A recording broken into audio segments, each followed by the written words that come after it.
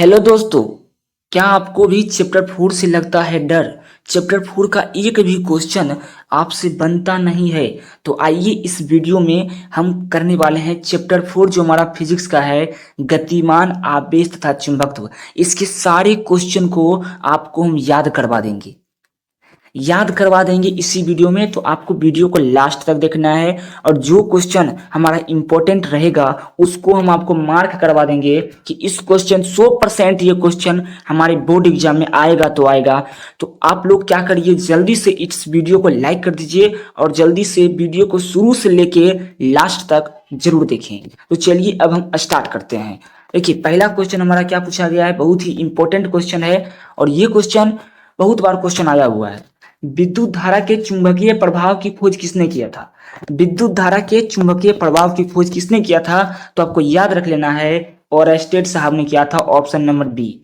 Oersted साहब एक वैज्ञानिक थे जिन्होंने अपने प्रयोगों के द्वारा ही बताया था कि चुंबकीय प्रभाव होता क्या है। चलिए चलते हैं नेक्स्ट क्वेश्चन पर। नेक्स्ट क्वेश्चन देखिए क्या पूछा गया है हमारा। नेक्स्ट क्वेश्चन पूछा गया है, धारावाही वृत्तीय कुंडली के केंद्र पर उत्पन्न चुंबकीय क्षेत्र का मान क्या होता है?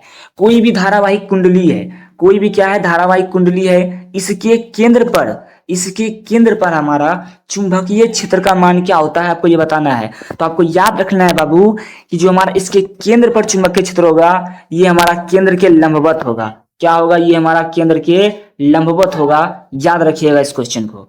नेक्स्ट क्वेश्चन चलते हैं। नेक्स्ट क्वेश्चन क्या पूछा गया है हमारा। नेक्स्ट क्वेश्चन जो कि बहुत ही इंपॉर्टेंट है, त्वरित आवेश क्या उत्पन्न करता है? त्वरित आवेश जो होता है वो हमारा क्या उत्पन्न करता है, ये आपको बताना है।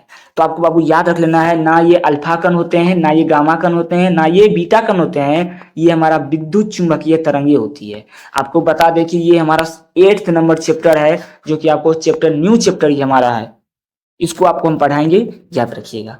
तो त्वरित आवेश के बारे में हम किस में जानेंगे? विद्युत चुंबकीय तरंगे में जानेंगे। ठीक है, तो आपको ध्यान में रखना है इस क्वेश्चन को भी कि त्वरित आवेश होता है हमारा विद्युत चुंबकीय तरंगे होता है, ना कि अल्फा, ना कि गामा, ना कि बीटा। ये हमारा विद्युत चुंबकीय तरंगे होता है। याद रखिएगा इस क्वेश्चन को। नेक्स्ट क्वेश्चन चलते हैं बाबू। नेक्स्ट क्वेश्चन, इस क्वेश्चन के बारे में दो चीज आपको बताएंगे। पहला चीज बाबू, अगर आपसे पूछा जाए किसी ओमापी को संट किया जाता है उसकी सीमा क्षेत्र क्या होता है? किसी भी ओमापी को, यानी ए मीटर को हम संट करेंगे, ए मीटर को संट करेंगे तो उसका जो परिमाप सीमा होगा वो हमारा बढ़ जाएगा। वो क्या होगा? हमारा बढ़ जाएगा। याद रखिएगा। अगर हम कोई ए मापी की सुग्राहिता को करेंगे, सुग्राहिता क्या होती है तो पूछेगा आपसे, तो घट जाएगा। अगर पूछा जाएगा आपसे कि ओ मापी को संट कर रहे हैं तो इसकी सीमा क्षेत्र क्या होगी, तो बाबू आपको याद रख लेना है बढ़ती है।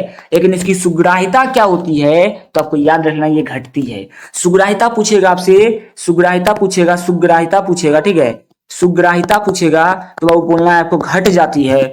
लेकिन बोलेगा ओमापी के संट से इसका सीमा क्षेत्र क्या होता है, तब आपको बोलना है कि बढ़ती है। सभी क्वेश्चन को याद करते जाइए। ये हमारा चैप्टर 4 का फर्स्ट वीडियो है, सेकेंड वीडियो भी इसका आएगा, याद रखिएगा। हर वीडियो में आपको हम 40-40, हर चैप्टर का 40-40 एमसीक्यू करवा रहे हैं। इससे बाहर एक भी क्वेश्चन आपको एग्जाम में नहीं दिखेगा। ठीक है, एक समान चुंबकीय क्षेत्र होता है। एक समान चुंबकीय क्षेत्र जो उत्पन्न करता है क्या होता है?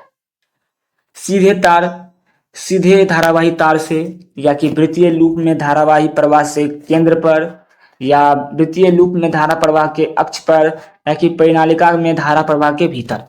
तो बाबू आपको याद होगा परिनालिका, जब आप लोग पढ़ रहे होंगे तो परिनालिका गुण होता है कि परिनालिका क्या होता है हमारा, परिनालिका एक चालक तार होता है जो कि किसी भी चालक पर लपेटा जाता है। इस प्रकार से ये हमारा क्या होता है, परिनालिका होता है। परिनालिका का खासियत क्या है कि बाहर जो होगा चुंबकीय क्षेत्र ये हमारा 0 होता है, और अंदर जो हमारा चुंबकीय क्षेत्र होता है ये हमारा सब के लिए समान रहता है। सबके लिए क्या रहता है? समान रहता है। तो आपको यही क्वेश्चन पूछा गया जी कि एक समान चुंबकीय क्षेत्र उत्पन्न होता है परिनालिका में धारा प्रवाह के भीतर। जब धारा प्रवाह होता है परिनालिका में, जब इसे हम बैटरी के द्वारा जोड़ते हैं तो इसमें धारा प्रवाह होने लग जाता है। ठीक है, तो क्या होता है हमारा परिनालिका के भीतर जो होता है हमारा चुंबकीय क्षेत्र समान हो जाता है, और इसका बाहर जो होता है हमारा शून्य हो जाता है। याद रखिएगा इस क्वेश्चन को भी, बहुत ही इंपॉर्टेंट क्वेश्चन था। चलिए नेक्स्ट क्वेश्चन चलते हैं। नेक्स्ट क्वेश्चन हमारा क्या पूछा गया है। बहुत ही इंपॉर्टेंट क्वेश्चन है, इससे क्वेश्चन आते ही हैं।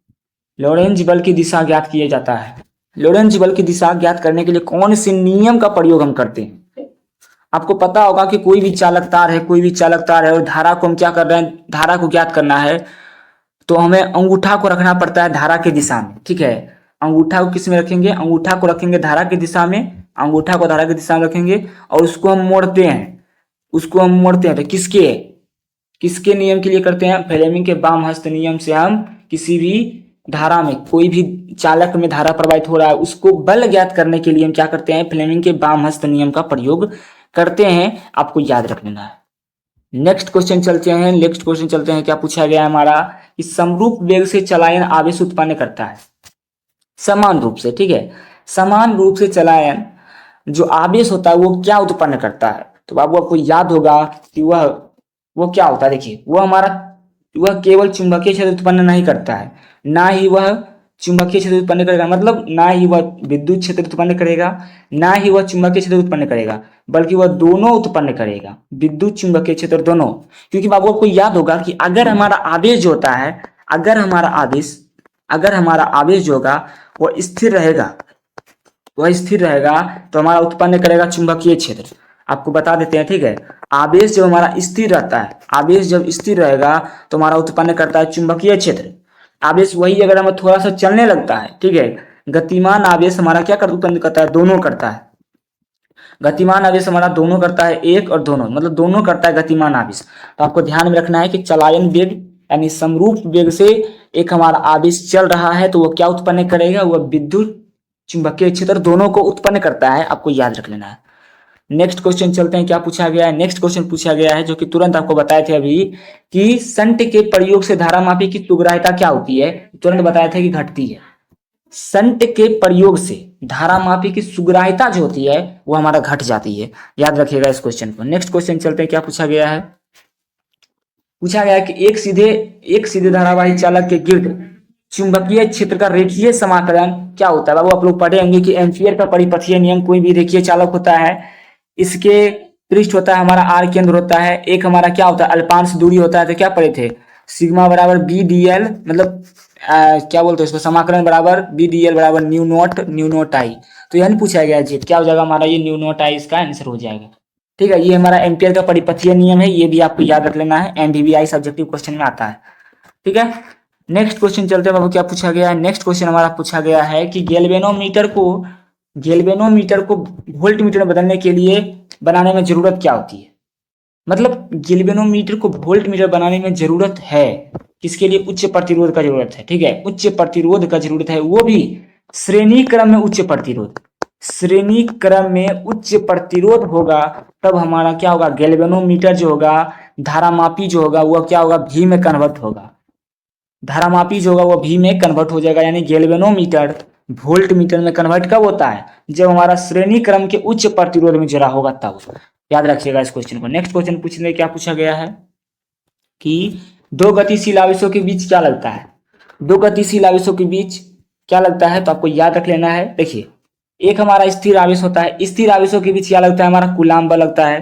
तो दो गतिशील आवेशों के बीच हमारा चुंबकीय बल लगता है, ये याद रखिएगा। नाभिकीय बल हमारा होगा नहीं। ठीक है, नाभिकीय बल हमारा होगा नहीं, तो चुंबकीय बल लगता है हमारा दो गतिशील आवेशों के बीच।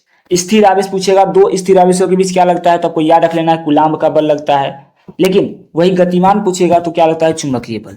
याद रखिएगा क्वेश्चन को। नेक्स्ट क्वेश्चन चलते हैं बाबू। नेक्स्ट क्वेश्चन क्या पूछा गया है? नेक्स्ट क्वेश्चन पूछा गया कि चुंबकीय क्षेत्र की विमा क्या होती है? चुंबकीय क्षेत्र की विमा क्या होती है बाबू? आपको याद होगा बी बराबर हमारा क्या होता है? एफ बटा में एम होता है। एफ क्या है बाबू? एफ हमारा बल है, तो बल का जो विमा होता है क्या होता है? एम एल टी की घात -2 होता है बाबू। और एम क्या है बाबू? एम हमारा है ध्रुव सामर्थ्य, मतलब एम्पियर मीटर है, एम्पियर मीटर है बाबू। निकाल दीजिए, हो जाएगा हमारा बाबू। ठीक है, देखिए क्या हो जाएगा हमारा, यहाँ से हो जाएगा एम एल टी की घात -2, यहाँ से हो जाएगा हमारा ए मतलब आई दिया हुआ है, तो आई एल दिया हुआ है, मतलब एल हमारा यहाँ पे दिया हुआ है। एम यानी क्या? मीटर है, मीटर यानी एल है। अब इस सब को क्या करिए बाबू? आप लोगों को ऊपर भेजना है, ऊपर भेज दीजिए, हमारा आंसर आ जाएगा। क्या आ जाएगा ननू? हमारा आ जाएगा यहाँ से एल से एल इसको काट दीजिए, एल से एल, क्योंकि ये एल जब ऊपर जाएगा तो ये भी माइनस में हो जाएगा। हमारा क्या हो जाएगा? यहाँ से हो जाएगा हमारा एम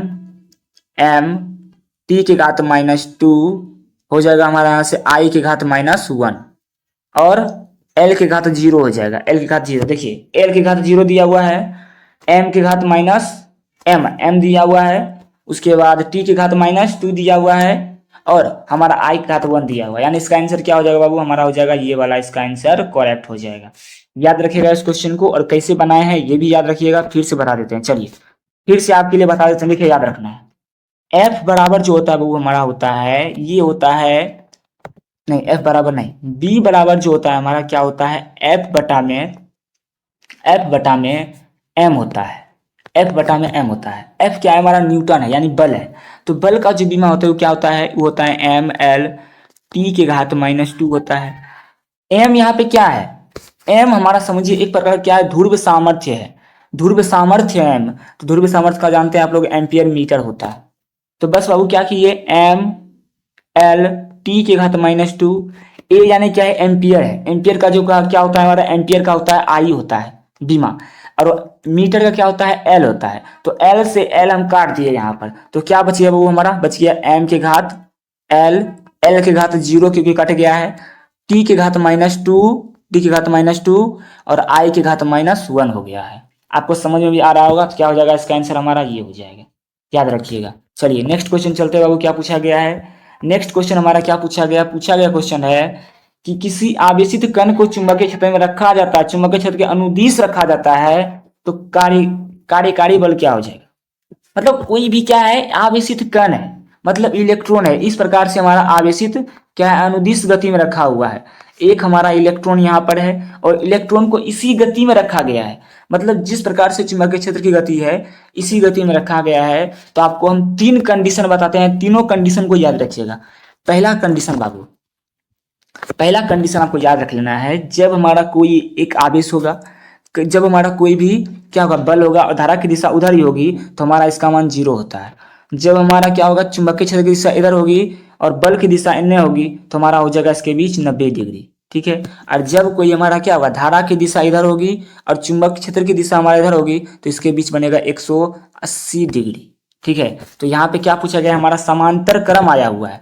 क्या आया हुआ है यहाँ पर हमारा, क्या पूछा है, समांतर गुण के अनुदिश। तो बना दीजिए, देखिए समांतर क्रम के अनुदिश क्या हो जाएगा हमारा, यहाँ पे बी है, यहाँ पे इलेक्ट्रॉन है, इलेक्ट्रॉन भी इधर ही जा रहा है, तो मतलब ये भी इधर जा रहा है, ये भी इधर, तो किसके बीच बनेगा, इसके बीच बनेगा 0 डिग्री का कोण बनेगा। क्या बनेगा, 0 डिग्री का कोण बनेगा। बहुत ही इंपॉर्टेंट क्वेश्चन था, इसको हम आसानी से हल करवा दिए हैं, याद रखिएगा। चलिए नेक्स्ट क्वेश्चन चलते हैं, क्या पूछा गया है। नेक्स्ट क्वेश्चन पूछा गया जो कि बहुत ही इंपॉर्टेंट है, चुंबक बल क्षेत्र का एसआई मात्रक क्या होता है। बाबू आपको याद रख लेना है, चुंबक बल क्षेत्र पूछे, चुंबक बल, चुंबकीय क्षेत्र पूछे बाबू, या चुंबक बल क्षेत्र पूछे, ठीक है, या चुंबकीय प्रेरण पूछे, चुंबकीय प्रेरण, चुंबकीय प्रेरण पूछे, प्रेरण पूछे, तीनों का हमारा होता है टेस्ला होता है। तीनों का क्या होता है हमारा, टेस्ला होता है। याद रखिएगा इस क्वेश्चन को, बहुत ही इंपॉर्टेंट क्वेश्चन था। चलिए है, देखिए वही क्वेश्चन पूछा गया है, चुंबकीय क्षेत्र या चुंबकीय प्रेरण कैसा है, मतलब क्या होता है, टेस्ला होता है, तुरंत वही बताए थे। चलिए नेक्स्ट क्वेश्चन चलते हैं। नेक्स्ट क्वेश्चन क्या पूछा गया हमारा, पूछा गया है कि 30 डिग्री पर आवेशित कण चुंबकीय क्षेत्र में प्रवेश करता है, तो उसका पथ होता है 30 डिग्री में कर रहा है, ठीक है। 30 डिग्री पर आवेशित कण हमारा क्या कर रहा है, चुंबकीय क्षेत्र में प्रवेश कर रहा है। मान के चलिए कोई ये क्या है, कोई एक क्या है हमारा चुंबकीय क्षेत्र है, कोई क्या है हमारा चुंबकीय क्षेत्र है, और इस चुंबकीय क्षेत्र में 30 डिग्री पर कोई भी कण क्या कर रहा है, 30 डिग्री पर, 30 डिग्री पर हमारा कोई भी कण इसके अंदर प्रवेश कर रहा है, तो हमारा हेलिकल होता है, वृत्ताकार नहीं होगा, हेलिकल होगा, हेलिकल, हेलिकल हमारा दिशा होता है, याद रखिएगा, हेलिकल दिशा हो जाएगी। चलिए नेक्स्ट क्वेश्चन चलते हैं बाबू, क्या पूछा गया, देखिए इसको थोड़ा समझिएगा ध्यान से। आया हुआ क्वेश्चन है कि एक 5 टेस्ला वाला चुंबकीय क्षेत्र है। बाबू आपको याद है कि 1 टेस्ला बराबर जो होता है हमारा, वो होता है वेबर प्रति मीटर स्क्वायर। 1 टेस्ला बराबर वेबर प्रति मीटर स्क्वायर, तो पूछा गया है 5 टेस्ला बराबर क्या हो जाएगा। तो आसान ना है बाबू, 5 गुने वेबर प्रति मीटर स्क्वायर आंसर हो जाएगा इसका। बहुत ही इंपॉर्टेंट क्वेश्चन है, याद रखिएगा इस क्वेश्चन को, बहुत ही इंपॉर्टेंट है। नेक्स्ट क्वेश्चन चलते हैं, क्या पूछा गया है। पूछा गया क्वेश्चन है कि एक गैल्वेनोमीटर को आम मीटर बदलने के लिए जोड़ा जाता है। जी को, देखिए जी को ए में बदलने के लिए हम किसमें यूज करेंगे, इसमें करेंगे समांतर क्रम के निम्न प्रतिरोध में। लेकिन अगर पूछेगा जी को भी में बदलना है, भी मतलब क्या है, वोल्टेज, वोल्ट मीटर, यानी गैल्वेनोमीटर को वोल्ट मीटर बदलने के लिए हम क्या करेंगे, श्रेणी क्रम के निम्न प्रतिरोध में जोड़ेंगे, श्रेणी क्रम के उच्च प्रतिरोध में, श्रेणी क्रम के उच्च प्रतिरोध में जोड़ेंगे जी को भी में बदलने के लिए। यानी गैल्वेनोमीटर को वोल्ट मीटर में बदलने के लिए श्रेणी क्रम के उच्च प्रतिरोध में, लेकिन गैल्वेनोमीटर को ए मीटर में बदलने के लिए समांतर क्रम के निम्न प्रतिरोध में। दोनों क्वेश्चन याद रखिएगा, फिर से हम बता रहे हैं बाबू, आपको ध्यान से समझना है, पहले माइंड को रिलैक्स करिए। क्या पूछ रहे हैं, क्या पूछा गया क्वेश्चन है, पूछा गया क्वेश्चन है कि एक गैल्वेनोमीटर को ए मीटर में बदलने का कार्य कौन करता है। एक गैल्वेनोमीटर यानी जी को ए में बदलने का काम करता है कौन, वो करता है हमारा समांतर क्रम के निम्न प्रतिरोध। पेन बदल देते हैं, ठीक है, आपको समझ में भी आएगा। देखिए समांतर क्रम के निम्न प्रतिरोध। अब पूछेगा आपसे गैल्वेनोमीटर जो है वो वोल्ट मीटर में बदलने के लिए क्या करना पड़ेगा, तो याद रखिएगा श्रेणी क्रम के उच्च प्रतिरोध में जोड़ते हैं, श्रेणी क्रम के उच्च प्रतिरोध में जोड़ा जाता है। याद हो गया होगा क्वेश्चन, तो अच्छे समझते हुए चलिए, दो क्वेश्चन हमारा और बचा हुआ है। चलिए अगर आपको पसंद आ रहा है बाबू, आपको लाइक कर देना है वीडियो को, और चैनल पर नए होंगे बाबू आप लोग तो सब्सक्राइब भी करना मत भूलिएगा, और बेल आइकन तो दबाना बिल्कुल नहीं भूलिएगा, क्योंकि 7 बजे हमारा डेली आता है फिजिक्स का क्लास। 7 बजे हम डेली लेते हैं आपका फिजिक्स का क्लास। चैप्टर वाइज ऑब्जेक्टिव अभी चल रहा है, ठीक है, चैप्टर वाइज ऑब्जेक्टिव हमारा चल रहा है। चलिए क्या पूछा गया क्वेश्चन है, पूछा गया क्वेश्चन हमारा है कि एक आदर्श वोल्टमीटर का प्रतिरोध क्या होता है। एक आदर्श वोल्टमीटर का प्रतिरोध कितना होता है आपको ये बताना है। तो आपको नहीं सॉरी, एक आदर्श आमीटर पूछा गया, ठीक है, आमीटर। तो आपको याद रख लेना है कि एक आदर्श आमीटर पूछेगा तो हमको बोलना है जीरो बोलना है। लेकिन बाबू अगर वही क्वेश्चन आपसे पूछेगा कि एक आदर्श वोल्ट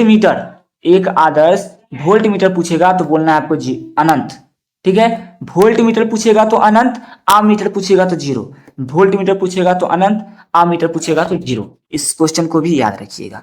चलिए नेक्स्ट क्वेश्चन चलते हैं। क्या पूछा गया क्वेश्चन है जो कि तुरंत अभी बताए थे बाबू, कि एक आदर्श वोल्ट मीटर का प्रतिरोध क्या होता है। एक आदर्श वोल्ट मीटर का प्रतिरोध हमारा क्या होता है, वो होता है अनंत। क्या होता है, वो हमारा अनंत होता है। याद रखिएगा क्वेश्चन को। बहुत ही इंपॉर्टेंट सेशन था आज हमारा प्यारे दोस्तों, चौथा चैप्टर है, और इस चौथे चैप्टर से बहुत सारे स्टूडेंट क्या होते हैं, डरते हैं, बहुत सारे क्वेश्चन को हल नहीं कर पाते हैं।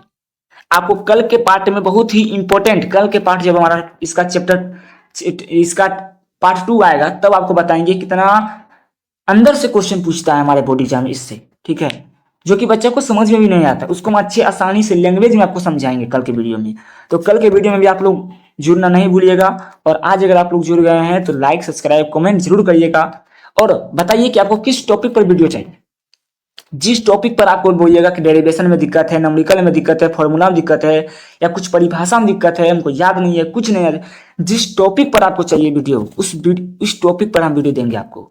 तो आपको क्या करना है, अभी आपको वीडियो को शुरू से लेके लास्ट तक फिर से एक बार देख लेना है, रिकॉल कर लेना है वीडियो, ठीक है। अपने माइंड को रिलैक्स करिए और सभी क्वेश्चन को याद करते हुए चलिए, ठीक है। हमारे प्यारे दोस्तों सभी को नमस्कार, और चलते हैं, मिलते हैं आपसे नेक्स्ट वीडियो में। तब तक के लिए पढ़ते रहिए और खेलते रहिए अच्छे ढंग से, अपने सपनों की ओर, अपने सपनों के लिए लड़ाई करते रहिए। अब की बार टारगेट है 450 का। चलिए सभी को जय हिंद, जय भारत।